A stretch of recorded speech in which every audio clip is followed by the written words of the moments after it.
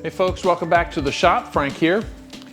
I am still on my shop reorganization binge. I have been working over the past year really to reorganize my workshop here, making more floor space, getting rid of redundant tools, replacing some tools with some more functional equipment. And I freed up a lot of floor space. I mean, for example, I had two metal lathes, old ones, and I sold them both and replaced them with a new metal lathe. I had two band saws. I had a Delta band saw, just a regular 1 horsepower band saw, and then a big Hitachi resaw, 3 horsepower resaw. I replaced it with a single band saw. I replaced my small joiner with a my 6-inch joiner with a 12-inch joiner. Got rid of one workbench. Bought some tool chests and reorganized a lot of stuff by type of tool and that sort of thing. One of my more recent improvements was my lumber rack, which is against the back wall. It's a welded steel cantilever rack. I had a big pile of lumber on the floor, taking up 12 by 3, well, so what's that? That's 40 square feet, less than 40. That's all up off the floor now. So I actually have some storage space underneath the bottom shelf of this rack. And so I've got another tool chest in there, moved some other stuff out of the way. So I have freed up in the shop, a lot of floor space, but I still have a problem with some tools. And I've been trying to figure out what to do with them. Let me show you what I got. We'll come up with a solution that will make them usable. Right now, really, they have not been in a very usable condition since I moved into the shop almost 10 years ago. I haven't been doing a lot of woodworking. They're woodworking tools, but when you need one of these tools, you need one of these tools. And I have occasionally pulled it out and set it up, but it's kind of a hassle. So I want to create a more permanent solution to make these tools more useful and accessible. So let me show you what I got. We'll come up with something. So here are my 3 tools sitting on my workbench here. I've moved them from storage. This is a mortiser. This is a oscillating drum sander. And this is a scroll saw. Now this scroll saw is relatively small, but sometimes you absolutely need that. There's no other tool that can do that.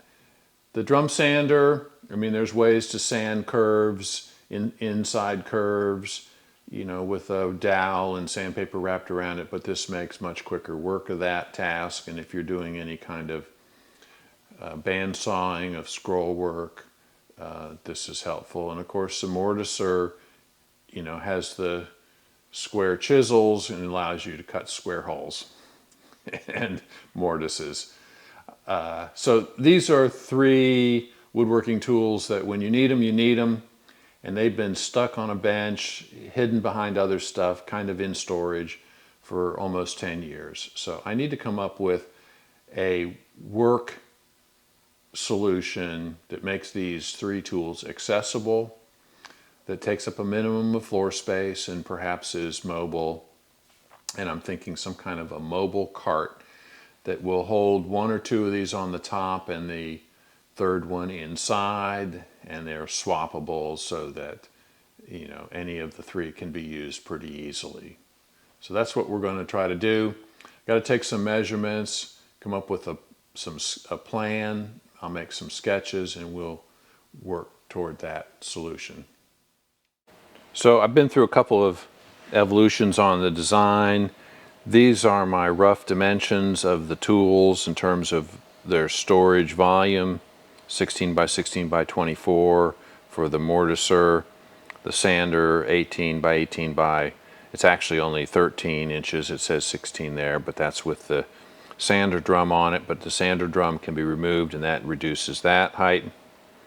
And then the scroll saw is roughly 15 by 15 by 25. So those are the 3 volumes that I need to deal with. I originally started with, you know, kind of a vertical cabinet with casters underneath it, but I can't get the height inside for the 2 tools. I need, you know, 15 and turn that on its side, 16. This is 16. So if this is, you know, lengthwise, that's 15. So I need basically 2 storage volumes about 16 inches tall. And I can't get that here if this is only 34 inches tall and I have 4 inches for casters underneath.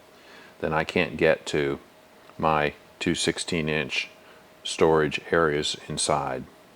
I decided to go with side-mounted casters, and I have some casters which they'll screw to the sides of the cabinet at the bottom, and they have a lever on them. You foot-operated lever, you push it, and it pushes wheels down, and it lifts the cabinet off the floor like 1/4 of an inch. So I can use that style caster, and that way the box itself can be a full 34 inches, which would allow me to have 16 and almost 16 and like 15.5 inches inside, allowing for the 3/4 inch plywood layers. So I had another idea to go a little more elaborate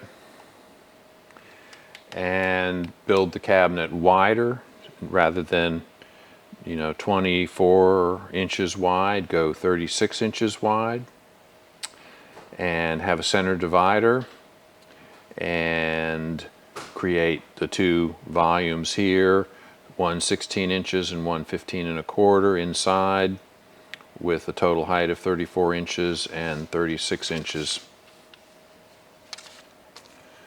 width. I have room for 36 inches. That's as wide as I would make it. Now, it's not to scale.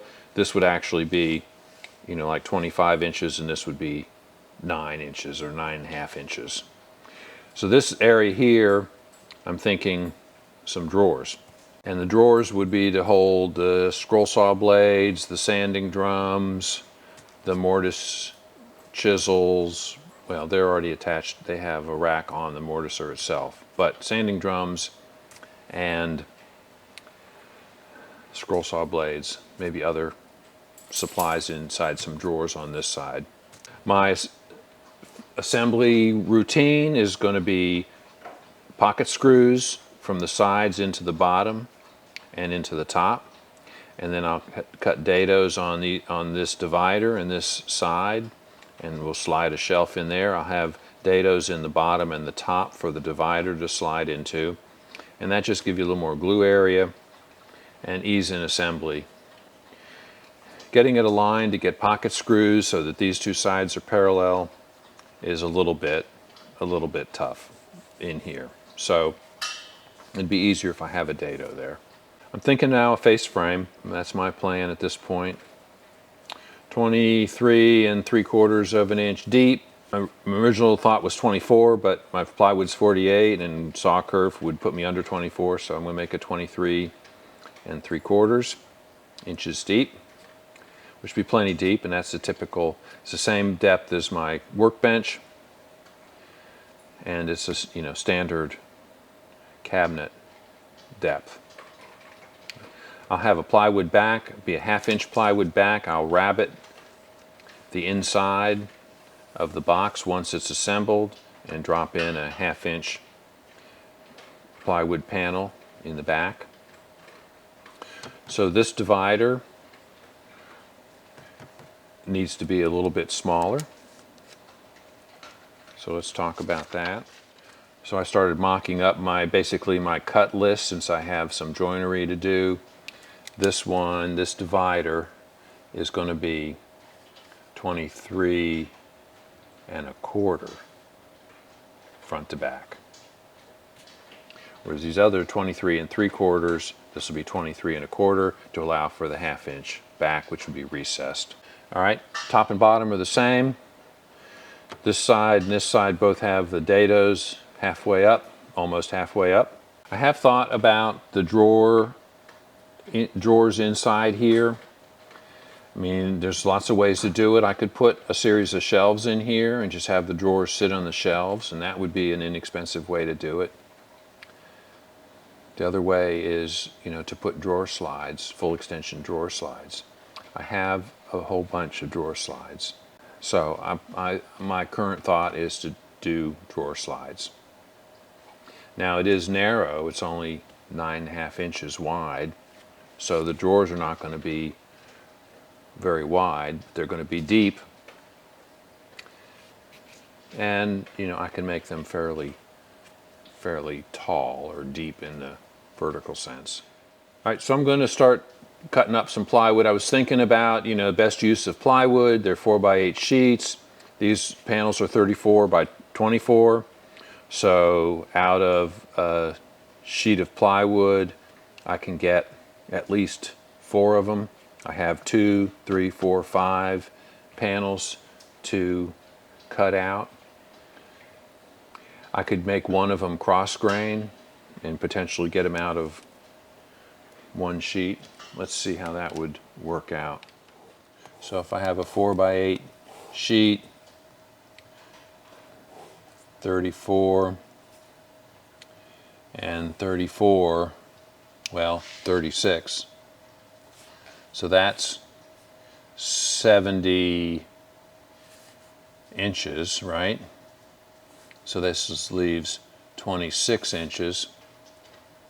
So I could get the last panel out of here. But it would be cross grain.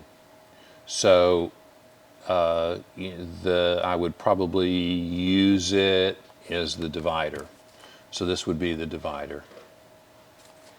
And this would be top, since it's 36, bottom, side, side. So that's my approximate layout for a sheet of plywood. Make the cuts.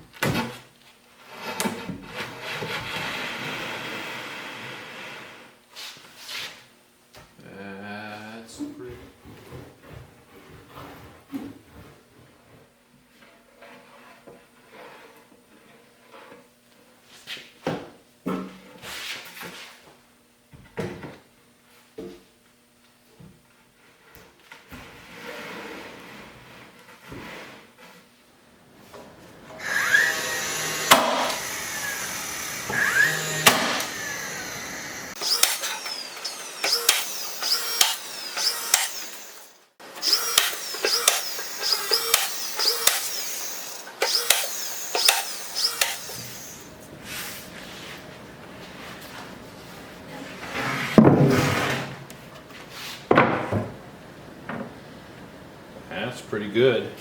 I say it's dead square.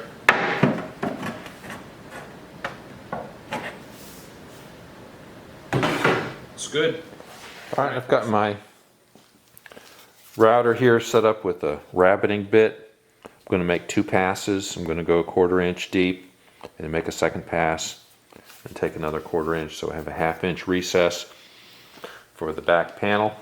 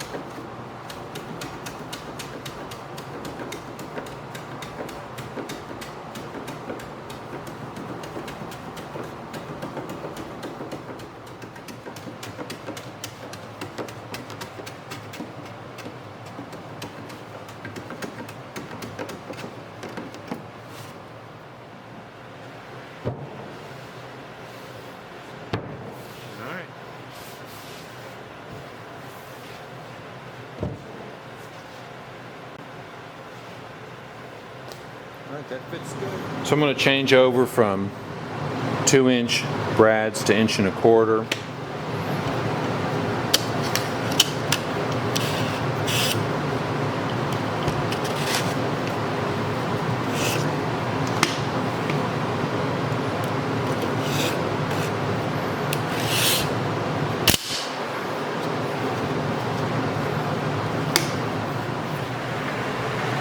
Alright, got a bead of glue all the way around.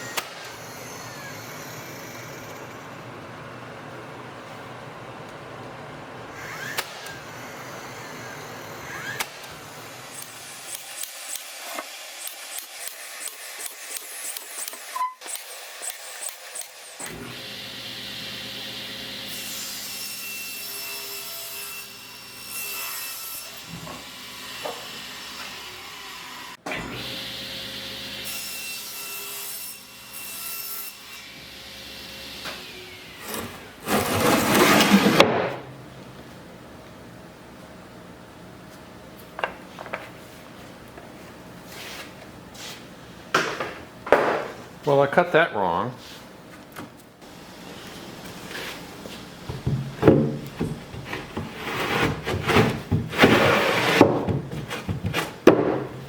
That's how it's supposed to fit.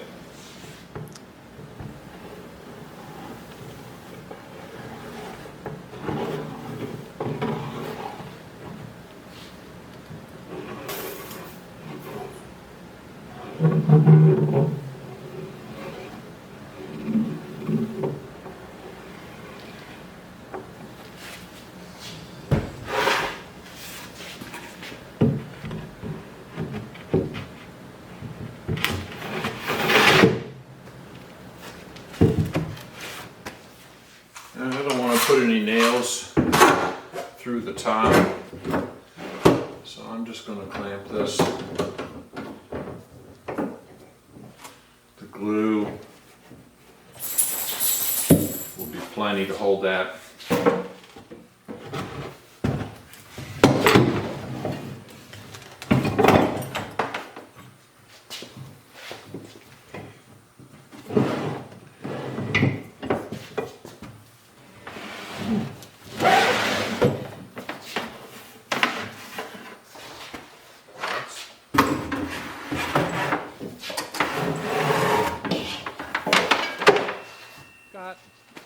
I pulled down two walnut boards from the lumber rack, and I'm going to make the face frame out of these or this. I may be able to get everything out of one board.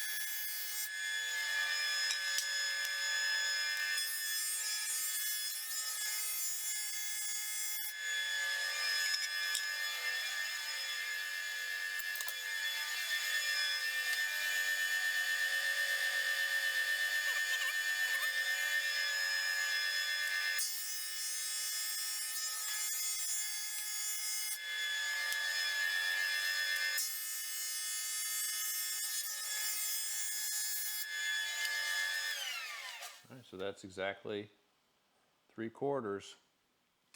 Each turn of the crank on the planer is a 1/16 of an inch. So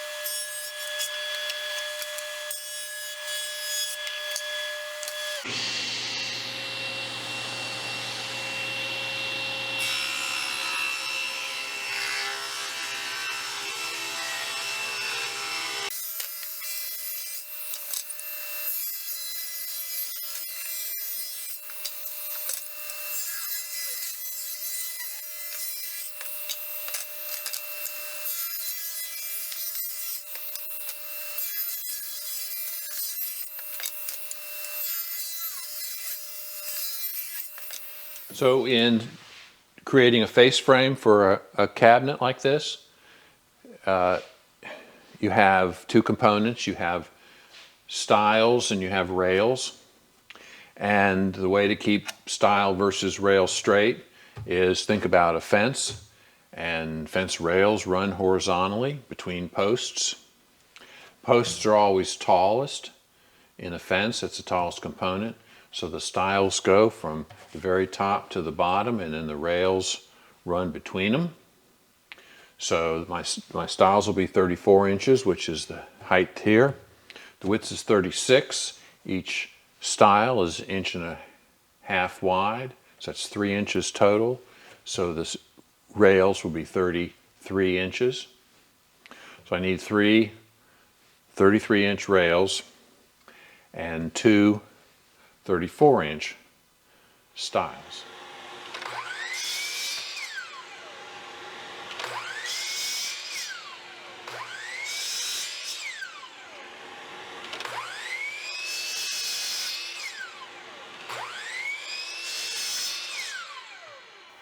As I'm using the miter saw, you'll see me turn this switch on, which controls a vacuum, which is in the cabinet down here.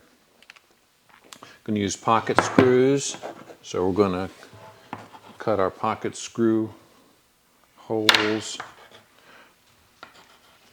at these locations.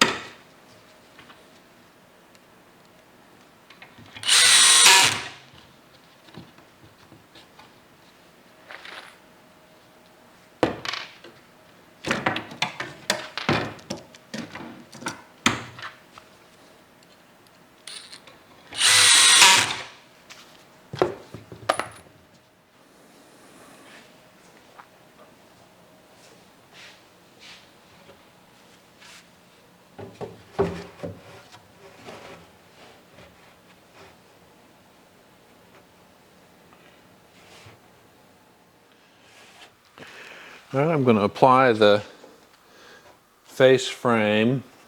I'm going to glue it on with biscuits, and I'm doing that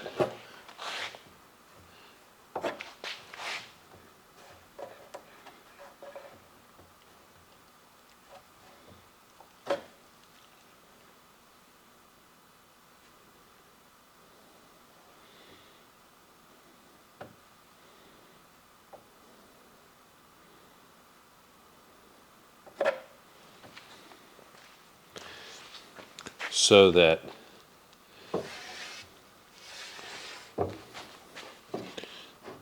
we don't have to put any fasteners through the front face frame.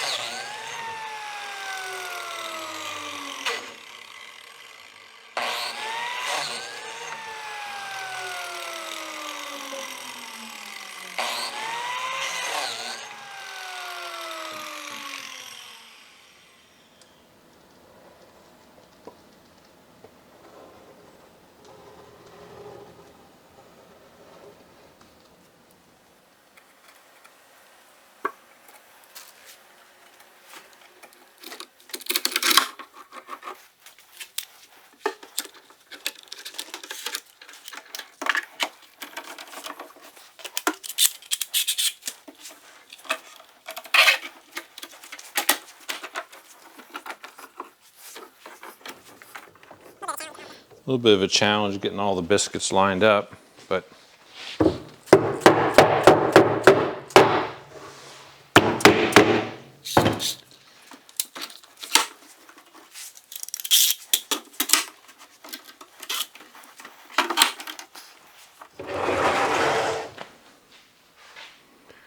let that set up. And we take some clamps off here.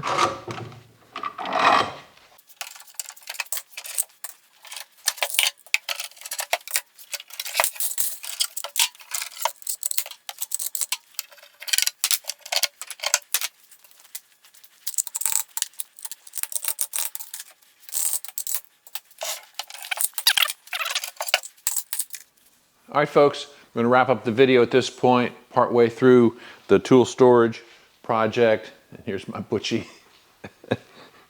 And so we'll come back next time with either doors or drawers. I'm not sure which, so I'll leave you in suspense on that. All right, thanks for watching. We'll see you guys next time. How's my butchie doing? Huh? How's my butchie doing? Give me that paw. There we go. Yeah. My good boy. My good boy. Yeah. My good boy.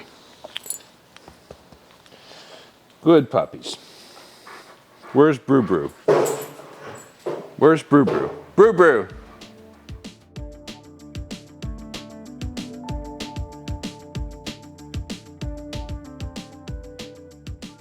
Brew Brew!